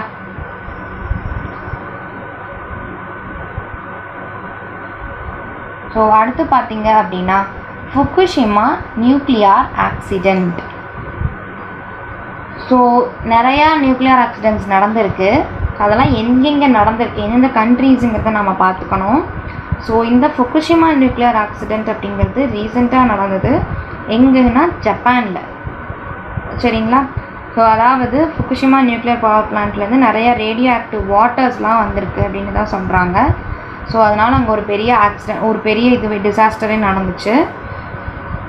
அதாவது அவங்களுடைய அந்த வேஸ்ட்டெல்லாம் ரிலீஸ் பண்ணுவாங்க இல்லையா? ஸோ அதனால் அங்கே வந்து பார்த்திங்கன்னா உங்களுக்கு அந்த ரேடியோ ஆக்டிவ் வாட்டர்ஸ் நிறையா இருக்குது, ட்ரீட் பண்ணாமல் வந்து நிறையா ரிலீஸ் பண்ணியிருப்பாங்க. அதனால் அங்கே சைடில் இருக்கக்கூடிய இதெல்லாம் நிறைய டேமேஜ் ஆகிருக்கும். ஸோ அதுக்காக தான் அதை சொல்லியிருப்பாங்க. அவங்க வந்து இனிமேல் நாங்கள் ஃபில்டர் பண்ணி வெளியே வந்து வாட்டர்ஸ் எல்லாத்தையும் ரிலீஸ் பண்ணுறோம். மெயினாக அதில் என்ன அப்படின்னா ட்ரீட்டியமை தவிர மீதி எல்லாமே கொஞ்சம் ஹார்ம்ஃபுல்லாக இருக்குது. அதனால் ட்ரீட்டியத்தை மட்டும் விட்டுட்டு மற்ற எல்லா வேஸ்ட்டஸையும் நாங்கள் ஃபில்டர் பண்ணிட்டு தான் இனிமேல் ரிலீஸ் பண்ணுவோம் அப்படின்னு சொல்லியிருக்காங்க. ஓகேங்களா? ஏன்னா இந்த நியூக்ளியர் ஆக்சிடென்ட் நடந்த காரணத்தினால இனிமேல் நாங்கள் அந்த மாதிரி ஃபில்டர் பண்ணும்போது, ஐ மீன் வெளியே நாங்கள் இந்த வாட்டர்ஸ் வந்து விடும்போது, ரிலீஸ் பண்ணும்போது ஃபில்டர் பண்ணி தான் விடுவோம் அப்படின்னு சொல்லியிருக்காங்க. ஸோ இது எங்கே நடந்ததுன்னு கேட்குறதுக்கு அதிக வாய்ப்பு இருக்குது. ஃபுகுஷிமா நியூக்ளியர் ஆக்சிடெண்ட் எங்கே நடந்துச்சு, that's all.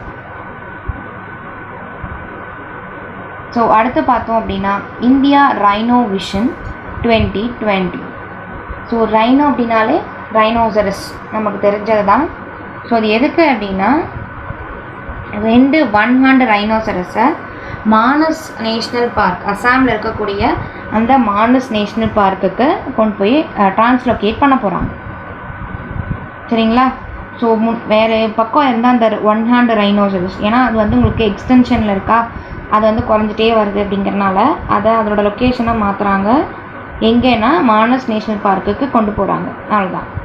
So India rhino vision 2020 படி அட்லீஸ்ட் 22 ரைனோஸையாவது உங்களுக்கு அந்த போபித்தோரா வைல்ட் லைஃப் சாங்சுரியில் இருந்து, Pobitora wild life sanctuary and Kaziranga national பார்க்கில் இருந்து உங்களுக்கு மானஸ்க்கு டிரான்ஸ்லோகேட் பண்ணணும் அப்படின்னு அவங்க வந்து முடிவு பண்ணியிருக்காங்க, சரிங்களா?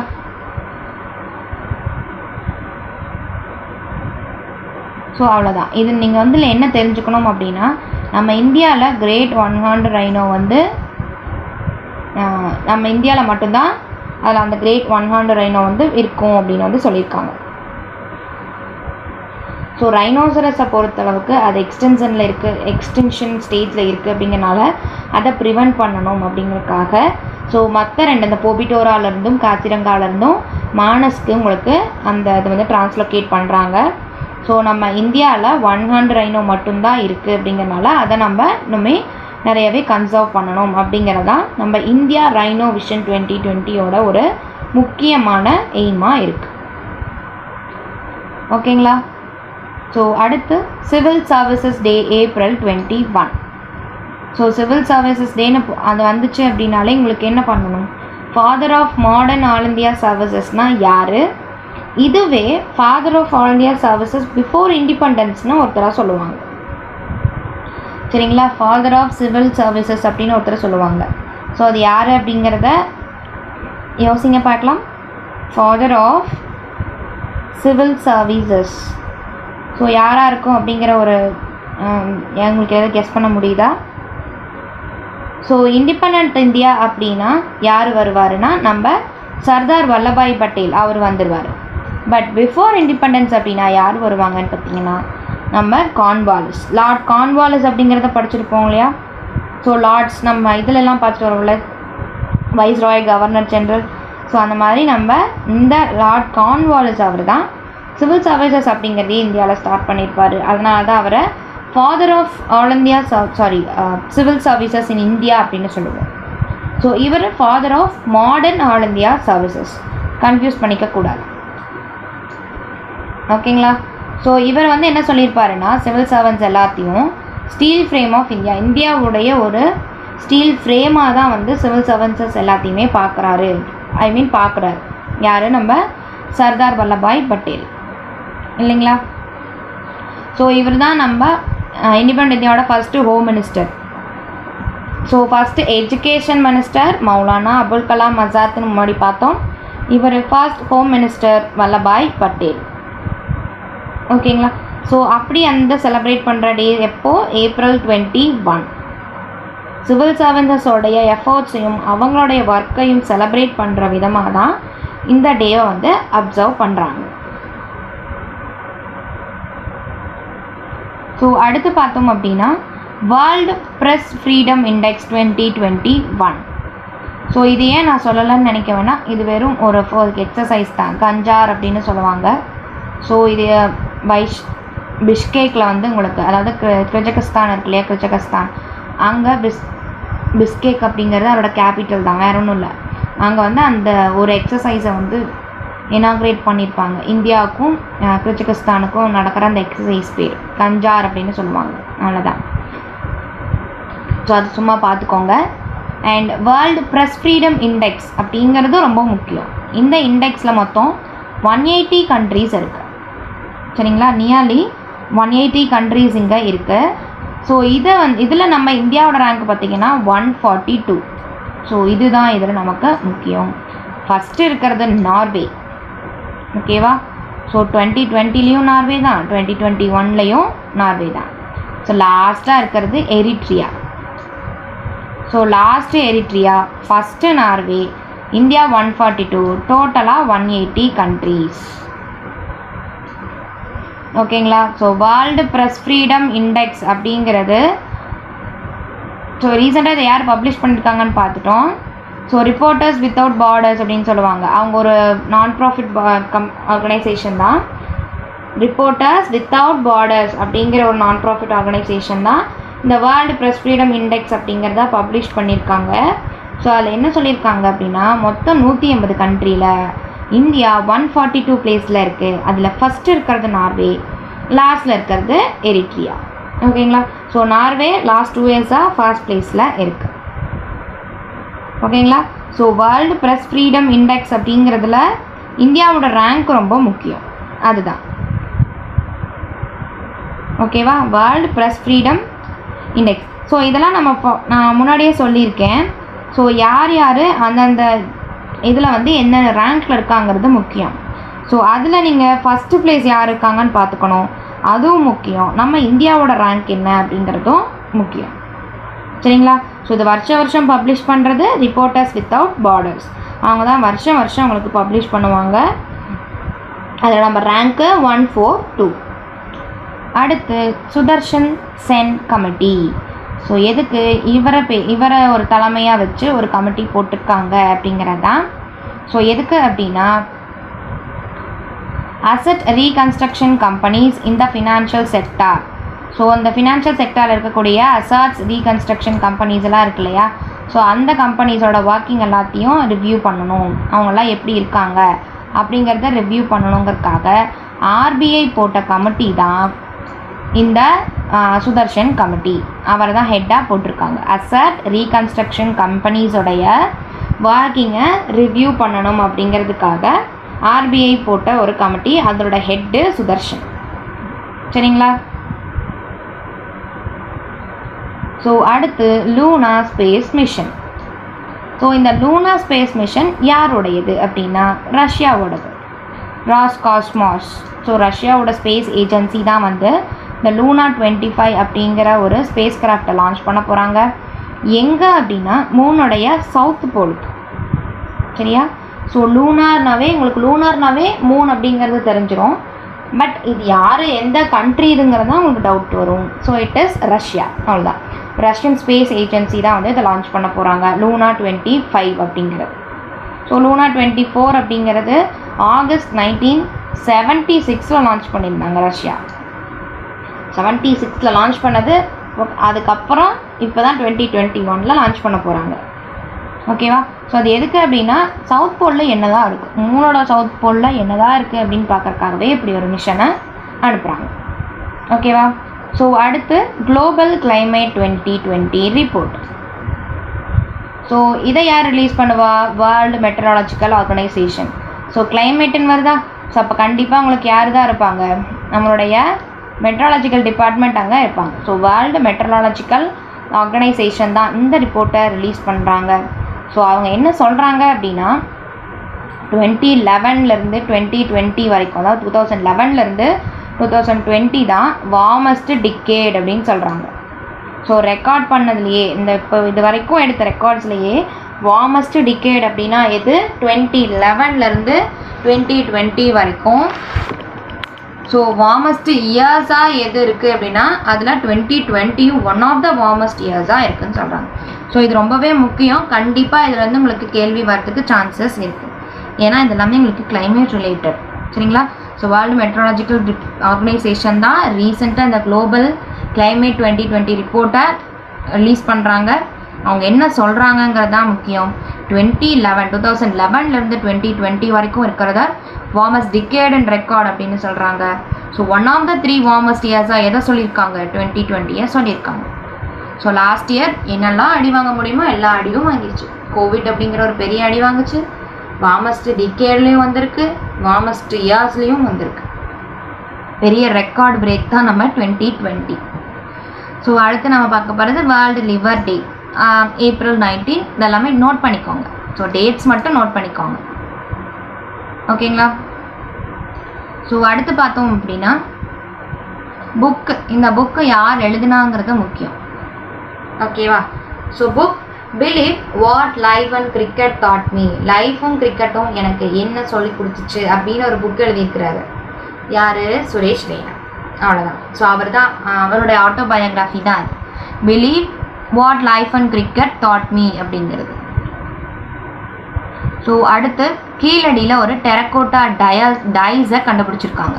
ஸோ பகடை அப்படின்னு சொல்லுவாங்க இல்லையா, அதுதான் டெரக்கோட்டா டைஸ். ஸோ அதை எங்கே கண்டுபிடிச்சிருக்காங்க? கீழடியில் கண்டுபிடிச்சிருக்காங்க.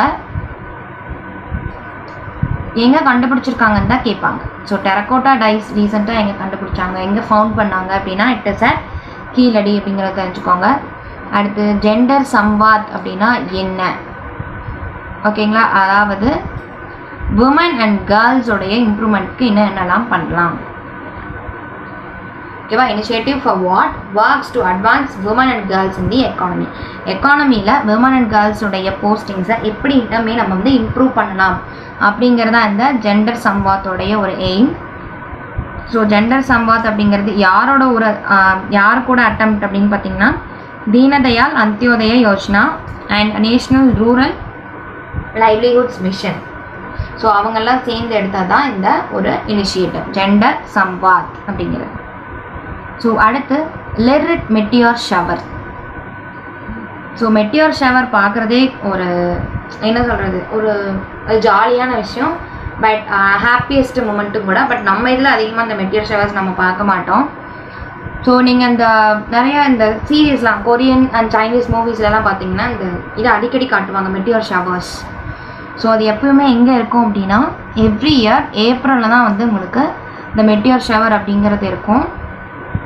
ஸோ இந்த மெட்டியோர் ஷவர்னால் ஒன்றும் இல்லை, நம்ம அந்த மெட்டீரியல்ஸ் வந்து அடிக்குது இல்லையா, ஸோ அதை வந்து பார்க்கும்போது உங்களுக்கு நிறைய அது செதறி போகும். அது பார்க்கறதுக்கு அப்படியே ஒரு மழை மாதிரி இருக்கும். அதுதான் அந்த மெட்டியோர் ஷவர் அப்படின்னு சொல்கிறாங்க. சரிங்களா? ஸோ இது வந்து என்னவா சொல்லியிருக்காங்க அப்படின்னா மீடியம் ஸ்ட்ரென்த் மெட்டியர் ஷவர், அதாவது இதில் ஸ்ட்ரென்த்தை வச்சு சொல்லுவாங்க எந்த அளவுக்கு இருக்குது அப்படிங்கிறத வச்சு. ஸோ இது ஒரு மீடியம் ஸ்ட்ரென்த் ஷவர். ஸோ இது எங்கே இந்த மெட்டியர் ஷவர் ரேடியன்ட் லொக்கேட் ஆகிருக்கு அப்படின்னா லைரா கான்ஸ்டலேஷன். ஸோ கான்ஸ்டலேஷன்னா எனக்கு குரூப் ஆஃப் ஸ்டார்ஸை தான் வந்து சொல்லுவோம். ஸோ அதோட நேம் லைரா. ஸோ அதனால தான் இதை லிரிட் மெட்டியர் ஷவர் அப்படின்னு சொல்கிறாங்க. That's all. ஸோ Earth டே அப்படிங்கிறது எவ்ரி இயர் எப்போ செலிப்ரேட் பண்ணுவோம்? April 22. ஸோ டேஸில் இந்த மாதிரி டேஸ் கொடுத்தா இம்பார்ட்டன்ட். சரிங்களா? ஸோ எப்பவுமே நமக்கு தெரியும் ஈவன் ஜென்ரல் அசம்பிளி தான் ஒரு டேவை எந்த டேவை அப்சர்வ் பண்ணலாம் அப்படிங்கிறத ரெகக்னிஷன் கொடுப்பாங்க. ஸோ அந்த மாதிரி Earth டே அப்படிங்கிற ரெகக்னிஷன் கொடுத்தது எப்போ அப்படின்னா 2009 உங்களுக்கு வந்து யுஎன் ஜென்ரல் அசம்பிளி Earth டேவாக கொண்டாடலாம் அப்படின்னு சொல்லியிருப்பாங்க. சரிங்களா? ஸோ இது நம்ம வேர்ல்ட்லேயே ஒரு லார்ஜஸ்ட் என்விரான்மெண்டல் மூமெண்ட்னா இந்த Earth டே தான். சரிங்களா? Largest environmental moment.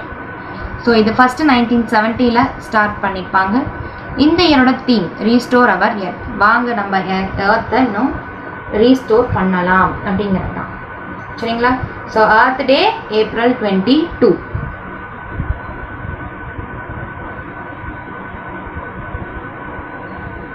ஓகேங்களா? ஸோ இதில் உங்களுக்கு சில ரிலேட்டட் கொஷின்ஸ் எல்லாம் இருக்கும். ஸோ ப்ரெஸ் ஃப்ரீடம் இண்டெக்ஸோட இந்தியாவோட ரேங்க்கு, சிவில் சர்வீஸ் டே எப்போ செலிப்ரேட் பண்ணுறாங்க, பேஃப்டா அவார்ட்ஸில் யார் பெஸ்ட் ஃபிலிம் அவார்ட் வாங்கியிருக்கா, Nomadland, elephant day, Wednesday save the elephant day அப்படிங்கிறது வந்துச்சு. Climate change law for financial ஃபர்ம்ஸுக்காக யார் ஃபர்ஸ்ட் கண்ட்ரி இன்ட்ரடியூஸ் பண்ணால்? நியூசிலாந்து. அண்ட் அந்த எந்த டிஸ்ட்ரிக்ட் வந்து உங்களுக்கு அந்த கிராம் சடக் யோஜனா சக்ஸஸ்ஃபுல்லாக இம்ப்ளிமெண்ட் பண்ணாங்க? உத்தாம்பூர். ஸோ இந்த மாதிரி உங்களுக்கு எல்லாமே எல்லா கொஷின்ஸ் ரிலேட்டட் கொஷின்ஸ் இதில் இருக்குது. ஸோ இந்த மெட்டீரியல் வேணும் அப்படின்னா நம்ம இம்பல்ஸ் டிஎன்பிஎஸ்சி டெலகிராம் குரூப்பில் ஜாயின் பண்ணிக்கோங்க. ஸோ அங்கே உங்களுக்கு இந்த மெட்டீரியல் அப்லோட் பண்ணியிருப்போம். கரண்ட் அஃபேர்ஸ் April 15 to 23 அப்படிங்கிற ஹெட்டிங்கில் உங்களுக்கு வந்து இதை அப்லோட் பண்ணியிருப்போம். ஸோ நீங்கள் அதை வந்து டவுன்லோட் பண்ணிக்கலாம். இந்த கொஷின்ஸ் எல்லாமே உங்களுக்கு யூஸ்ஃபுல்லாக தான் இருக்கும். ஸோ இந்த கொஷின்ஸ் எல்லாமே நீங்கள் அதில் பார்த்துக்கலாம். ஓகேங்களா? ஸோ அது மட்டும் இல்லாமல் நம்ம இன்ஸ்டியூட்ஸில் இப்போது உங்களுக்கு free current affairs class and materials provide பண்ணிகிட்ருக்கோம். அதே மாதிரி டெஸ்ட் சீரியஸும் உங்களுக்கு ஃப்ரீயாக வந்து உங்களுக்கு அதில் அப்லோட் பண்ணுவாங்க. ஸோ அதை அட்டன் பண்ணிக்கோங்க. அட்டன் பண்ணி பார்த்துட்டு நீங்கள் வந்து கிளாஸஸில் ஜாயின் பண்ணிக்கோங்க. ஸோ கண்டிப்பாக உங்களுக்கு அது யூஸ்ஃபுல்லாக தான் இருக்கும். ஸோ மேத்ஸ் கிளாஸஸும் எல்லோரும் பார்த்துட்டு வருவீங்க அப்படின்னு நான் நம்புகிறேன். ஸோ இதே மாதிரி உங்களுக்கு ஒவ்வொரு மந்தோடைய வீக்லி கரண்ட் அஃபேர்ஸ் நம்ம வந்து கண்டினியூஸாக யூடியூப்பில் அப்லோட் பண்ணிகிட்டே இருப்போம். ஸோ உங்களோட சப்போர்ட் எங்களுக்கு தேவை. ஸோ இந்த வீடியோஸ் எல்லாமே மறக்காமல் பாருங்கள், சப்ஸ்கிரைப் பண்ணி வச்சுக்கோங்க. ஸோ இந்த வீடியோஸை பார்த்து அந்த கரண்ட் அஃபேர்ஸ் எல்லாத்தையுமே நீங்கள் படிச்சுக்கோங்க. ஸோ உங்களுக்கு ஈஸியான ஒரு ஐடியா கிடைக்கும். நம்மளே ஒரு இதை அப்ரோச் பண்ணுறத விட இம்பார்ட்டண்ட்டாக நம்ம பாயிண்ட் சொல்கிறோம் அப்படின்னா அதை நீங்கள் கேட்டுட்டிங்கன்னா மட்டும் போதும். ஸோ ஈஸியாக நீங்கள் மார்க் வாங்கிடலாம். ஓகேங்களா? So thank you for all. So இதே மாதிரி அடுத்த வீக்குக்கான கரண்ட் அஃபேர்ஸை ஸோ நாம் நெக்ஸ்ட் வீடியோவில் பார்க்கலாம். ஓகே, பாய் பாய்.